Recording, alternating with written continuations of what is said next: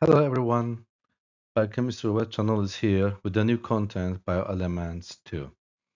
I wish it to be useful to all biochemistry lovers. Let's start.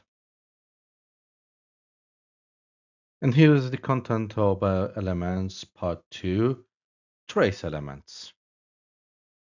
And iron, copper, cobalt, zinc, manganese, molybdenum, fluorine, chromium, selenium, and iodine is discussed in this topic. Let's start. The trace elements. We call them trace elements because their quantity in the body is in micro and even for some nano and pico levels. So their concentrations are very low when comparing to the macro elements. In macro elements, they are in milligram or millimole levels, but these are in micro levels, such as micromole or nano levels.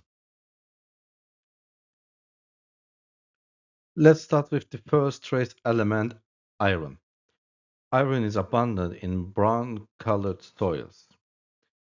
Grass-eating animals can get enough from plants for their needs, and iron always present in water and virtually absent in milk. And when we look at all iron sources, we can say it's found in many foods in nature.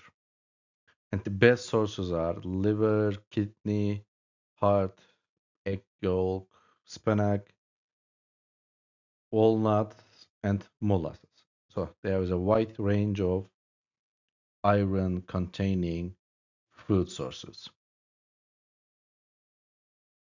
Iron has important functions in many biological processes.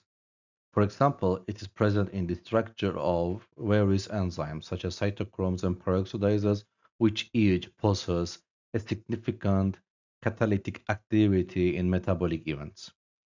Free iron is toxic to the body, thus free iron catalyzes the synthesis of free radicals from molecular oxygen and hydrogen ions, and this leads to bad consequences.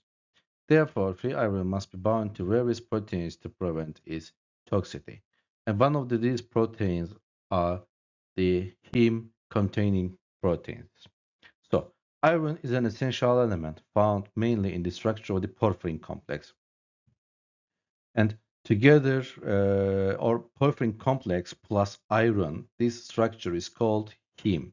And the proteins carrying heme as a functional unit are called hemoproteins. And the hemoglobin and the myoglobin is a good example for hemoglobins. Iron also is carried in iron storing proteins such as ferritin and hemocysteine. And we know all living cells need iron. And here you see the porphyrin complex, which carrying a four-membered ring structure, and for each ring, we call it the pyrrole ring. And they combine to form a porphyrin complex. At the center of the porphyrin complex, iron is bound to the nitrogens. And here there is also one free space for binding oxygen. And you know the hemoglobin and myoglobin carry oxygen.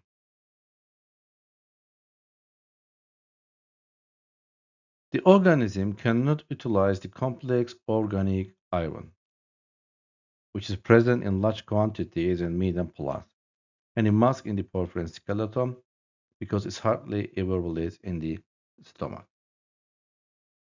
And the absorption of most dietary iron occurs in the duodenum and proximal ileum and depends heavily on the physical state of the iron atom.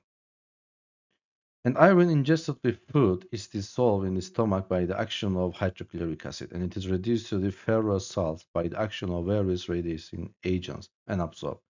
And the ferric salts are absorbed with difficulty. And as I said, most dietary iron absorption occurs in the duodenum and proximal ileum, and the physical state of the iron atom is important. And at the physiological pH, iron exists in the oxidized ferric state, and to be absorbed, iron must be in the ferrous state or bound by a protein such as heme.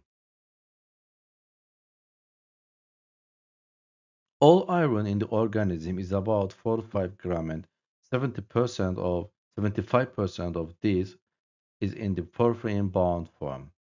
Or we say 70% of iron are found in the structure of hemoproteins. And so the hemoproteins are an important iron carrying proteins such as hemoglobin, respiratory enzymes, and myoglobin. Also, there are iron sulfur carrying proteins. This is a special structure, which these proteins have an iron structure containing sulfur, and there are various forms that iron and sulfur can take in proteins. And so this forms a kind of clusters which are usually associated with the cysteine residues in the protein chain. Also, there are non-hemoproteins such as ferritin, which ferritin is an iron reservoir for an individual cell, and it's found in all cell types and localized in the cytosol. And ferritin is a large protein composed of 24 subunits surrounding the core full of iron atoms. And each ferritin molecule is capable of holding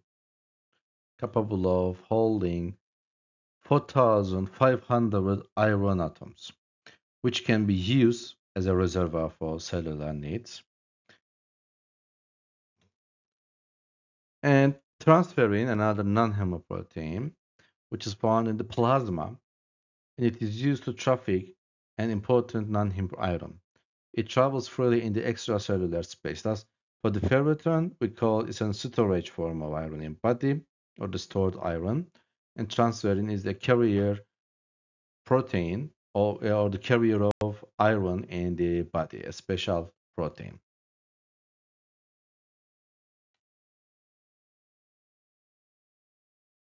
Let's look at some forms of the iron in the body and the hemoglobin, which most iron is found in erythrocytes as hemoglobin. It makes up 2 to 3 of the total amount in the body, and the stored iron in two forms: a diffuse soluble ferritin, which is capable to store 4,500 atoms, iron atoms, and also there is another insoluble hemosiderin, which occurs during metabolism, hemosiderin.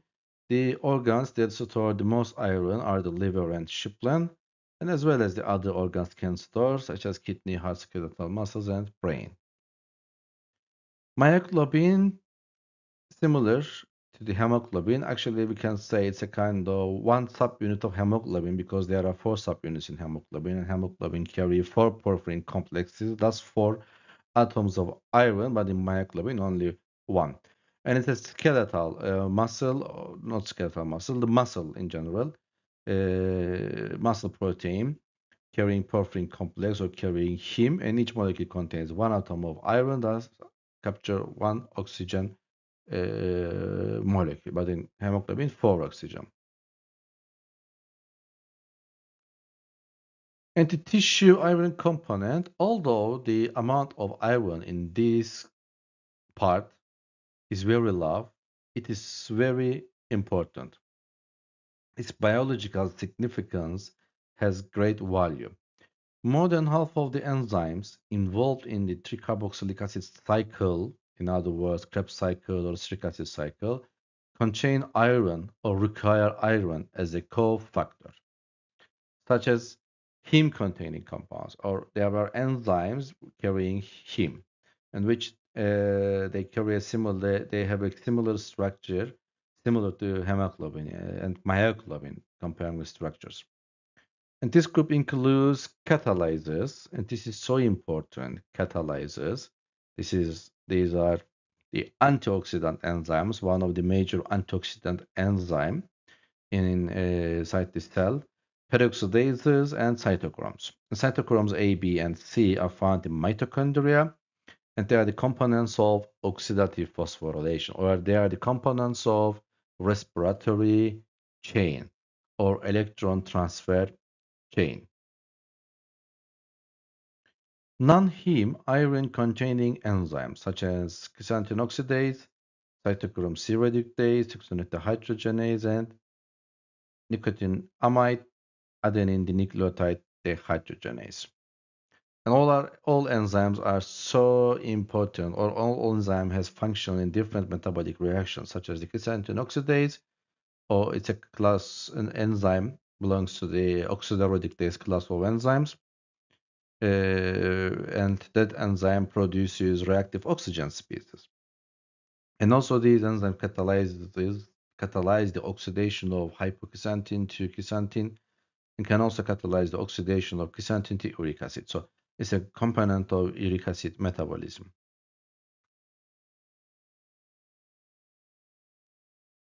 Enzymes that require iron or heme as cofactor, and examples are aconitase and the tryptophan pyrrolase, and aconitase is a citric acid cycle enzyme which catalyzes the conversion of citrate to isocitrate via cis-aconitate.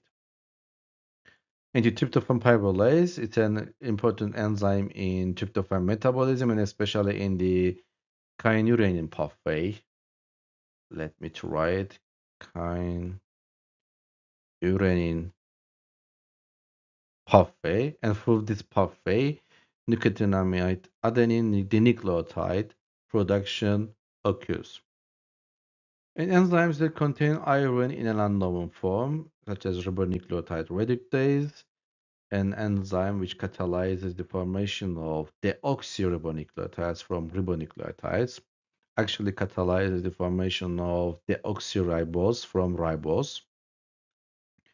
And circulating iron, iron is with the form that transport between various compartments in the body by plasma transferring. And also in general, iron binding proteins are the carrier proteins and metalloproteins that are important in iron metabolism and also in the immune response.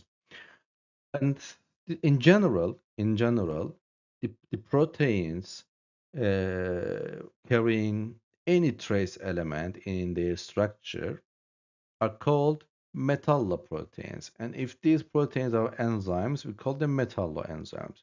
And to be active for that enzymes and proteins, they must carry these trace elements because these trace elements give the functionality to these proteins.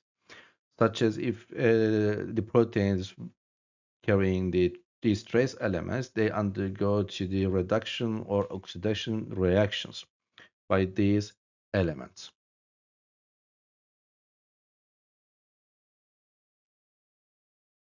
The functions of the iron relates to the protein or the enzyme carrying iron, such as hemoglobin, and myoglobin binds oxygen loosely, and hemoglobin is an erythrocyte protein which carry oxygen in body to the tissues. And iron in the myoglobin of muscles stores the oxygen coming with hemoglobin. And so for the rest, we can say the iron in the structure of various coenzymes or various enzymes act as a redox mediator. Actually, delete this one. Various in enzymes act as a redox mediator, oxidoreduction mediator. Calorimetric techniques are commonly used for its analysis and expressed as microgram per deciliter or micromole per liter. Look at here, the micro. And you know from milli to micro, there are 1,000 times of difference. And iron deficiency, the general cause is nutritional. It may also be caused by malabsorption or excessive losses, such as when gastrointestinal bleeding occurs, it causes iron deficiency. In individuals with iron deficiency, plasma ferritin decreases, plasma transferrin and total iron binding capacity increases, plasma iron decreases, and anemia develops. And here is the reference ranges for different species. And the characteristic feature of iron deficiency is the microcytic hypochromic anemia. This is characteristic. And also iron deposition in bone marrow aspirate from macrophages is absent. And in general, plasma ferritin measurement is a good diagnostic test for iron deficiency. And here is a blood film showing or representing the characteristic feature of microcytic hypochromic anemia seen in iron deficiency. And look at the erythrocytes, which they are absent in iron, thus the loss of hemoglobin, which the hemoglobin stay in the erythrocytes. Thus, this is why the chromia here, the chromia represents the dye matter, the content of dye, and hypo means it is diminished. And then microcytic means the small size of erythrocyte, small size of erythrocyte. So this is a clear diagram, but to perform that kind of analysis and to evaluate, we need experience, we need study, we need observe too many microscopic slides comparing the different features of erythrocytes or different features of blood cells. Iron excess or excess iron.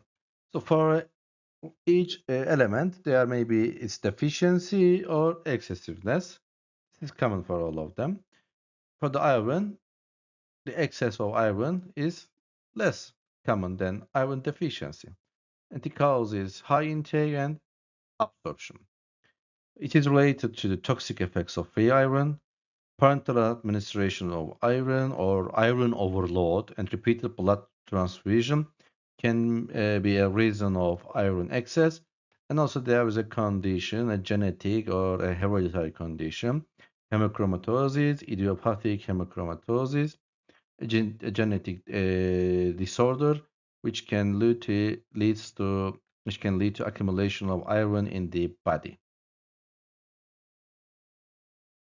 Second trace element is copper.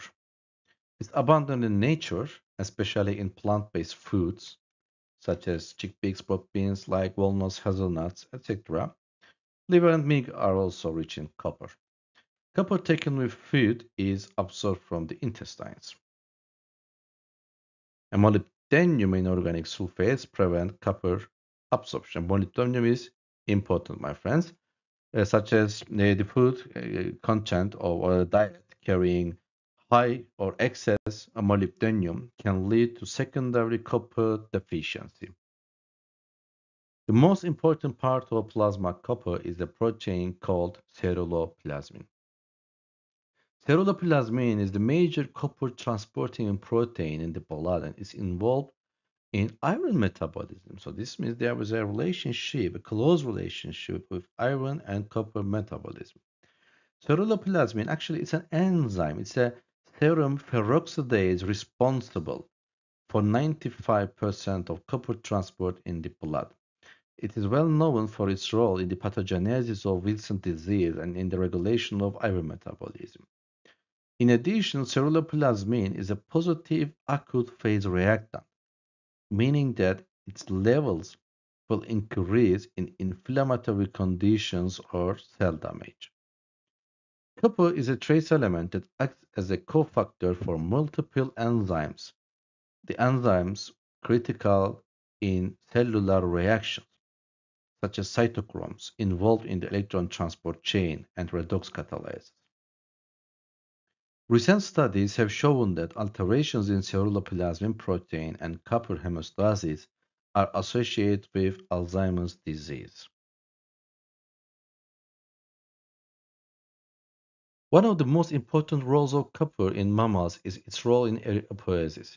It is essential in hemoglobin synthesis. Copper is an important trace element that plays a very important role in the biochemistry of all living organisms. And here the example, erypoiesis, an important thing. And copper affects enzymes' activity as a cofactor or as a fundamental structure of many metallo enzymes. And here some of the examples. I said it's a cofactor of some enzymes. And these enzymes, we call them metalloenzymes. Cytochromic, catalase, peroxide dismutase, and ceruloplasmin are good examples.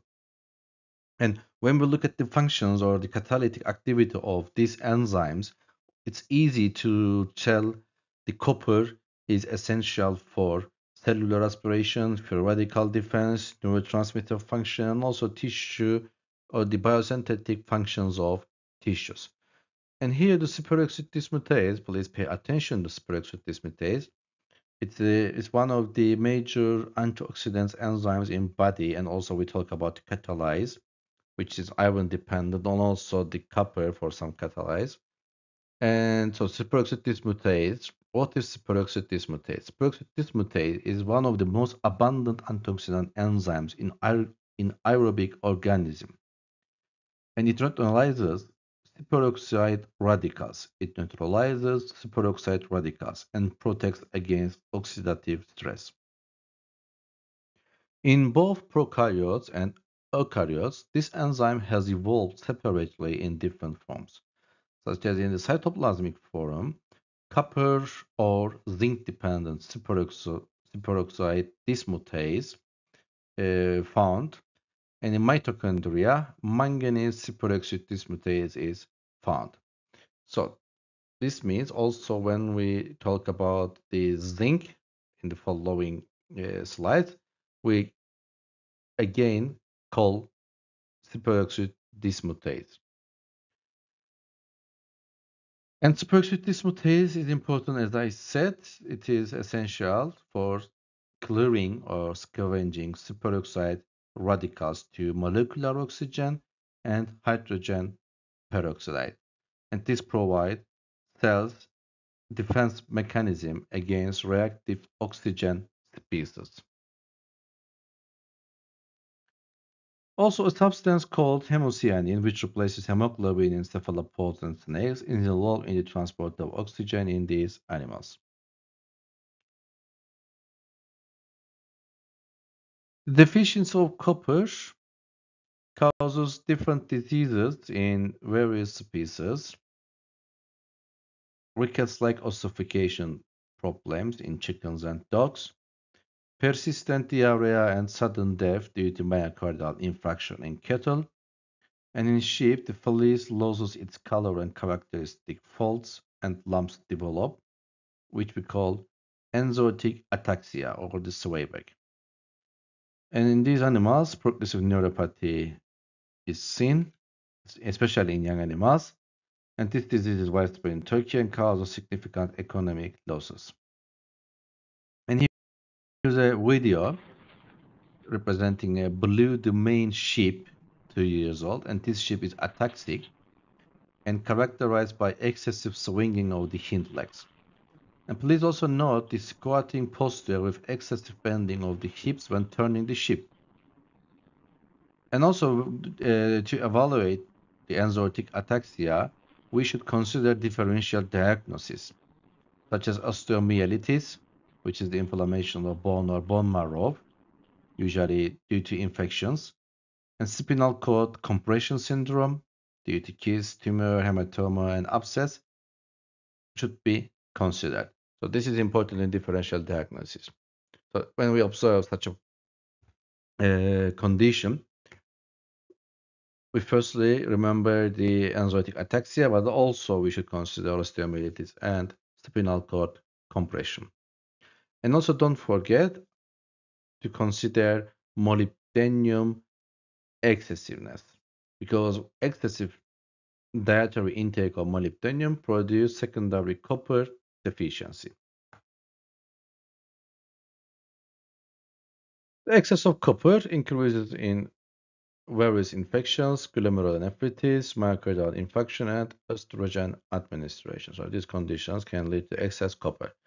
But the most known one and the common one, which causes copper excessiveness, is the Wilson disease, which is characterized by hepatolenticular degeneration.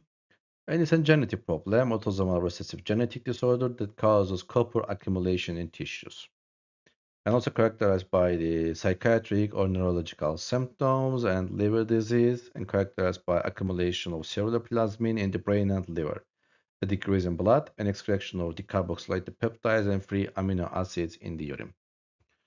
And it's a autosomal recessive disorders, as I said, caused by the abnormal copper deposition in the body, especially brain, liver, and cornea.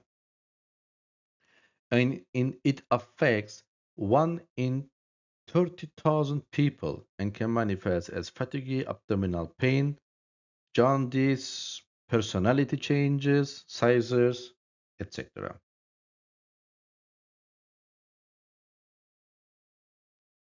Cobalt. In nature, it is found in sufficient amounts in some soils, but not in others.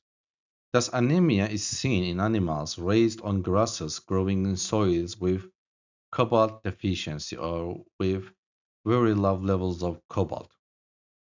Cobalt is only found in the organism in the highest amount stored in the liver. It's found in trace amounts in other tissues. Cobalt taken with food is used especially in the synthesis of vitamin B12. The chemical name is cobalamin in the rumen of ruminants. And this vitamin contains 4.5% cobalt in its structure. And cobalt deficiency in ruminants stems from pastures being deficient in cobalt. The only known biological role of cobalt is a constituent to be a constituent of vitamin B12, which is required by the microorganisms to break down cellulose. And excess vitamin B12 is absorbed by the cow and has two major coenzyme functions in the body. This means the vitamin cobalamin provides two coenzymes for the body. And so I'm talking about the ruminants, but what about the rest of the animals? And for the carnivores, they take the requirement from herbivores by eating herbivores. And thus, this means the plant foods are lack of vitamin B12 are actually not like absent. There is no known plant food carrying vitamin B12. This is totally animal origin of vitamin, a vitamin which originates from animals. This is why it is so important for the vegans or vegetarians. They must take food additives containing B12. So turn back to the coenzymes of vitamin B12, which are the methylcobalamin involved in the DNA synthesis and deoxyadenosylcobalamin involved in the utilization of propionic acid, which is an energy source of ruminants and also a glycogenetic substrate, a material which can be used for glucose synthesis. However, ruminants rely entirely on the rumen microbes to incorporate the cobalt into vitamin B12. Therefore, the vitamin B12 status is not solely dependent on the level of the cobalt in soil and diet. The efficiency at which cobalt is incorporated into vitamin B12 by the rumen microbes, the efficiency of absorption, and the metabolic demands of the coenzyme-dependent functions are also important factors. So there are several factors affecting the vitamin B12 status of an animal. Its requirement, especially the requirement to the coenzyme functions, the efficiency of absorption, which means there must be a healthy gastrointestinal tract, and also the cobalt and vitamin B12 levels, and especially for the ruminants, the healthy rumen microbes.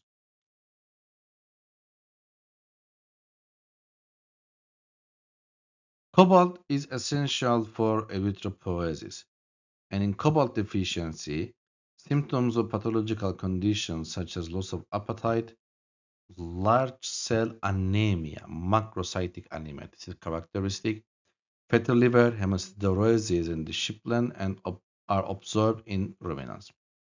And also it can be seen into the other species, but actually not due to the lack of cobalt, due to the lack of vitamin B12.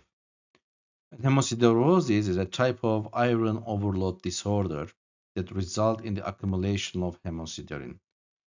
And hemosiderin accumulation can lead to the cobalt deficiency or can lead to the problem in cobalt metabolism. And here is a blood film again, and the left side represents the normal red blood cells, and here the macrocytic blood cells, and compare the size of macrocytic erythrocytes. And also there is another definition, which we say megaloblastic anemia, MA, megaloblastic anemia.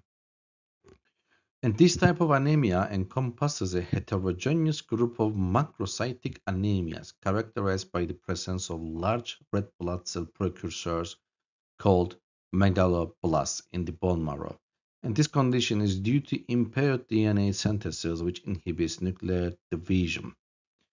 And this condition also occurs not not only due to the cobalt deficiency or actually the vitamin B12 deficiency. In general, hypovitaminosis, which means the decreased levels of vitamin in general, but which type of vitamin? Vitamin B12 and the folate, or vitamin B9.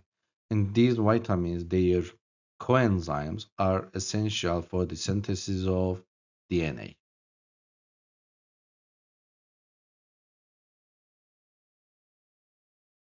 And it's time for zinc. Zinc is very common in nature, in foods of plant and animal origin, and it is present in sufficient quantities in every biological material that shows growth and reproduction. And some food sources here you see, and also even milk contains 2-3 milligram per liter zinc. In the organism, zinc is found in tissues such as prostate, hair, bone, liver, kidney, muscles, and Shipland.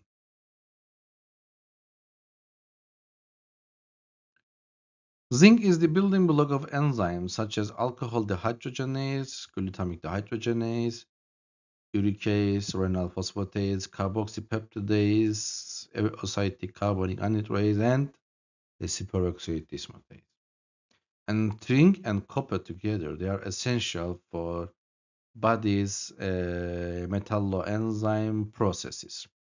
And zinc is involved in protein and nucleic acid synthesis and involved in various metabolic pathways and cellular functions, while copper is involved in the tyrosinase and lysyl oxidase and is involved in melanin synthesis and collagen cross-linking. And with regard to hair loss, zinc is a potent inhibitor of hair follicle regression and accelerates the hair follicle recovery. Zinc is part of the insulin molecule, an important hormone of carbohydrate metabolism. However, it is not clearly understood when zinc enters the insulin molecule or whether insulin can function without zinc. And zinc is a crucial trace element that plays a vital role in various physiological functions, such as including immune function, growth, and reproduction in livestock. And zinc deficiency can lead to various health problems in livestock, such as decreased growth rates, impaired reproductive performance, and increased susceptibility to diseases. And don't forget the functions of superoxide dismutase that I explained in the copper title. And so superoxide dismutase has three forms, the cytosolic forms, depends on the zinc and copper. And also there is a mitochondrial form, which the cofactor is manganese.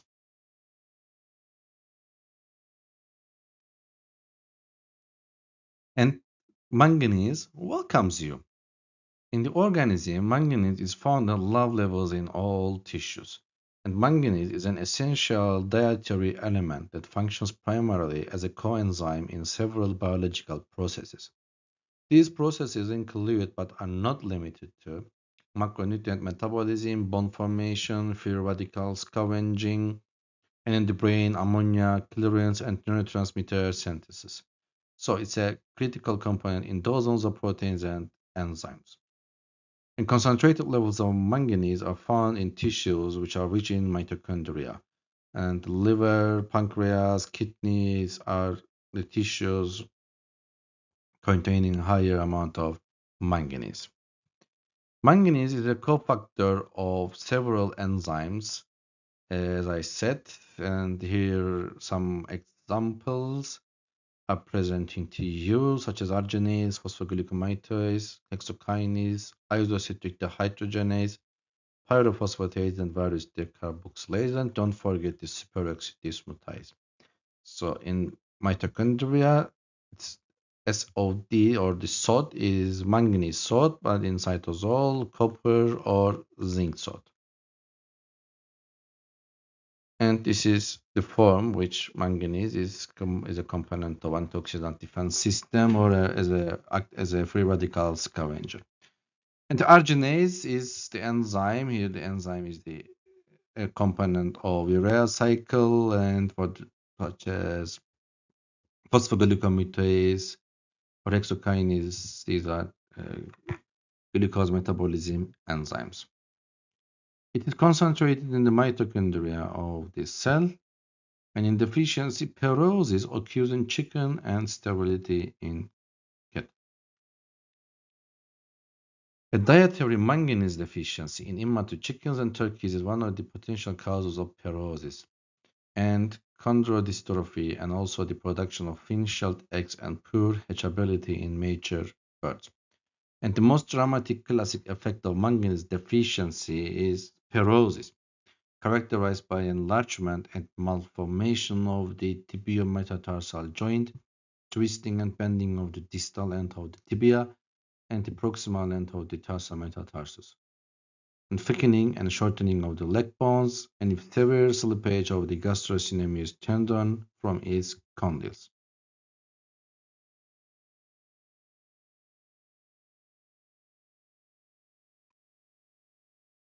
Molybdenum, in nature, it is found in various plants. In organism, it is mostly found in bones and to a lesser extent in the liver and kidneys. And molybdenum is an essential element associated with a variety of metalloenzymes and corresponding metabolic functions.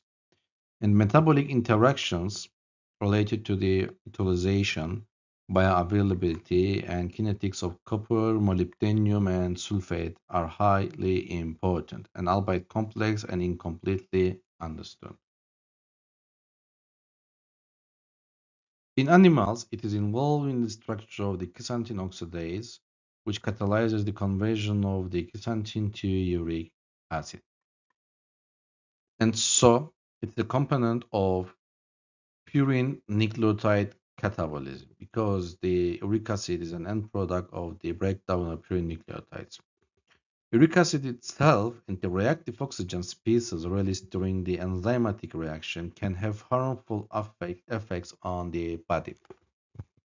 And xanthine oxidase catalyzes the oxidation of hypoxanthine to xanthine and can also catalyze the oxidation of xanthine to uric acid. And it plays an important role in the catabolism of purines in some species, including humans. Excessive dietary intake of molybdenum produces secondary copper deficiency, and the toxicity is seen worldwide in ruminants. And cattle and sheep are approximately tenfold more susceptible than other species.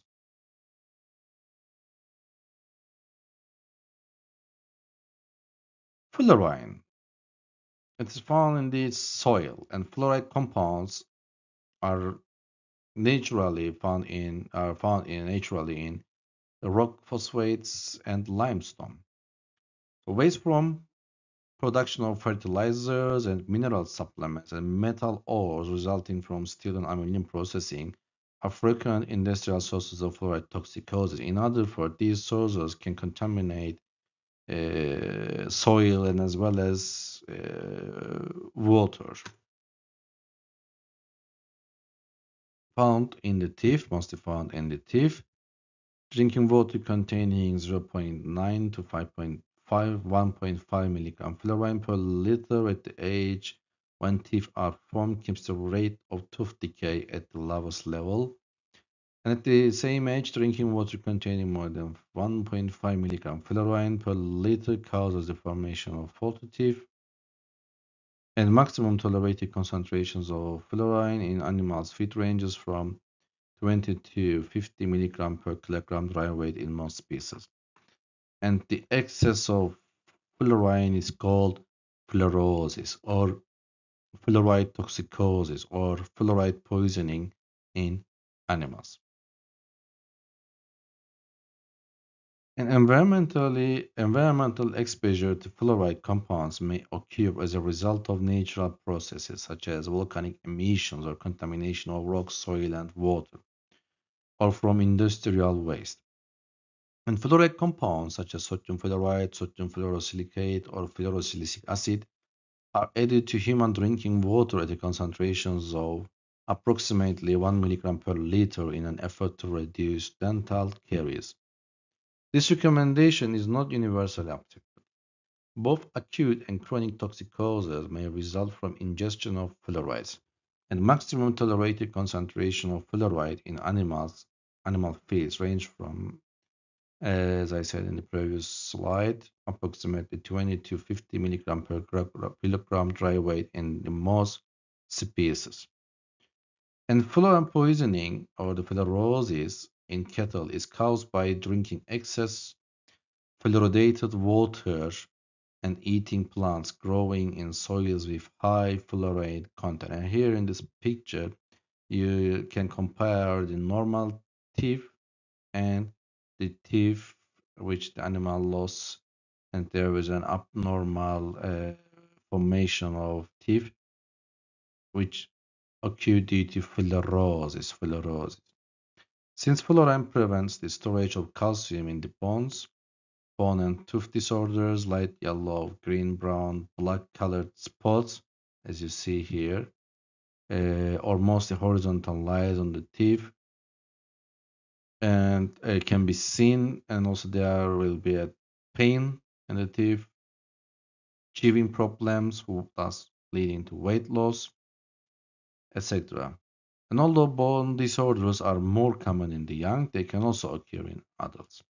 And intermittent lameness and stiff gait as a result of periarticular calcification or exostosis in the bones. And these photographs of normal and fluorosis calf seen in here belongs to the courtesy of Professor Dr. Ulvi Reha Fidanci, and unfortunately we lost Professor Fidanci in September 2007. And I remember him with great respect.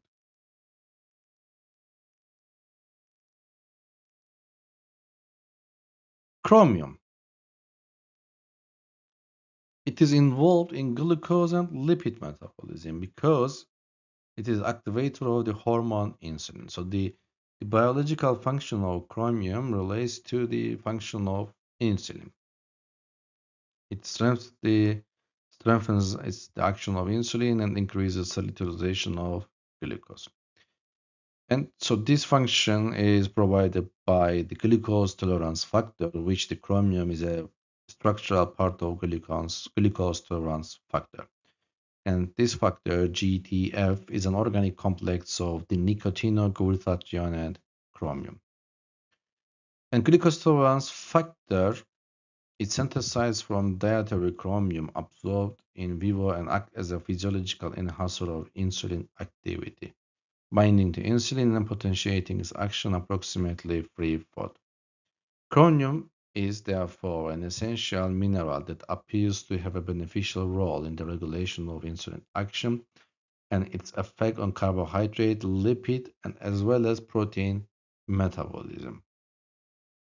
And the research shows that people with type 2 diabetes have lower levels of chromium in their blood than those without the disease. Insulin resistance and is the common denominator in a cluster of cardiovascular disease risk factors. And it is thought that insulin resistance may develop due to its deficiency. Thus, insulin cannot regulate glucose without chromium.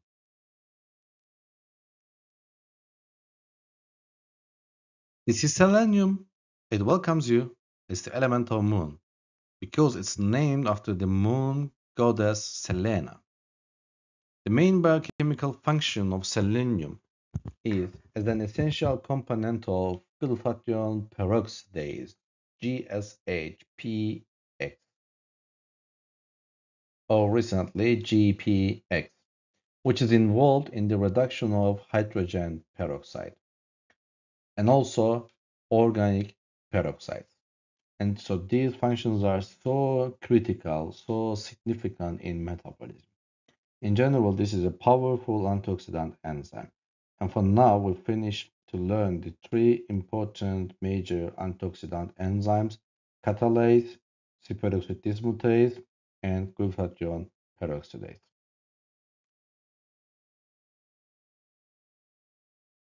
Selenium, an essential trace element for animals and humans, is obtained from plant foods in the diet.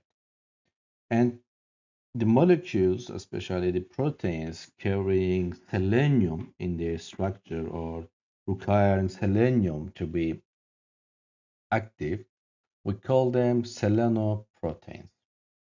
And glutathione peroxidases are maybe the most famous selenoproteins. And look at here, I especially use the plural because there are classes of glutathione peroxidase. And these enzymes are phylogenetically related family of oxidoreductases distributed across all living domains. They are named after glutathione peroxidase 1. And also there are GPX1, 2, 3, etc. And so GPX1, an enzyme first purified from bovine red blood cells that reduces hydrogen peroxide with glutathione. And GPX is a tetrameric enzyme containing selenocysteine residues. Selenocysteine residues. And this is general for many selenoproteins. And especially the selenocysteine moieties are located in the active site of the enzyme. And so this moiety provides a redox active residue to the enzyme. And GPX catalyzes the reduction of various hydroperoxides to water via oxidation of reduced glutathione to the disulfide form. And several types of mammalian GPXs are known, among which GPX1 is the predominant isoform. Another selenoprotein, thyroidexin reductase, a homodimeric flavonoid enzyme that catalyzes the reduction of bioreductin. And the enzyme has been characterized in many organisms and has been grouped into two classes, bacterial and mammalian. And the mammalian form contains selenocysteine in its carboxyl terminus amino acid sequence. And they have important functions in DNA synthesis, redox signaling, antioxidative defense mechanism, and also the regulation of apoptosis. And another selenoprotein, iodotronin, the ionidase,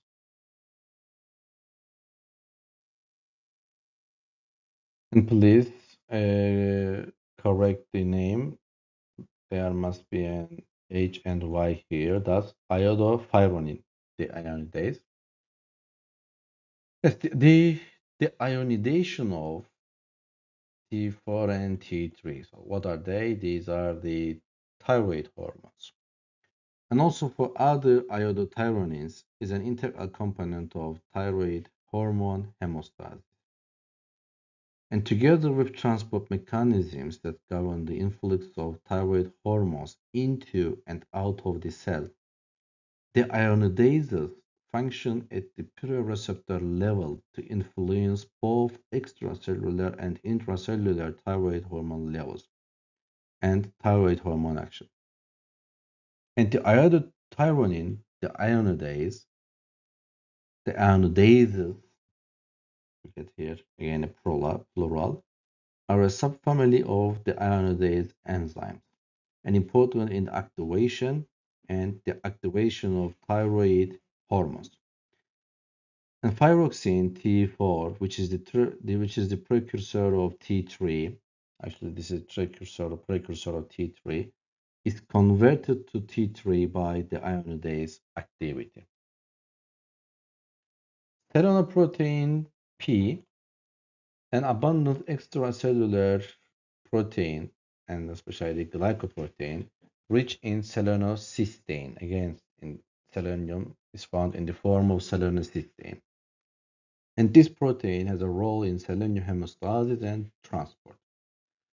And the selenoprotein P, its protein domain, is the only known eukaryotic selenoprotein that contains more than one selenocysteine residue. Thus, selenoprotein P acts as a kind of a selenium reservoir. And selenoprotein may also have antioxidant properties. It can bind to epithelial cells and protect vascular endothelial cells against peroxynitrite toxicity. And selenoprotein W is a small selenoprotein first identified in the sheep suffering from selenium deficiency. And the levels are highest in muscle, heart, supplement, and brain. And its biological function has not been definitely identified, but we have evidence that can serve as an antioxidant, response to stress, involved in cell immunity, etc. And selenocysteine W regulates osteoclast differentiation and blocks osteoporosis caused by overactive osteoclast. It stimulates osteoclastogenesis.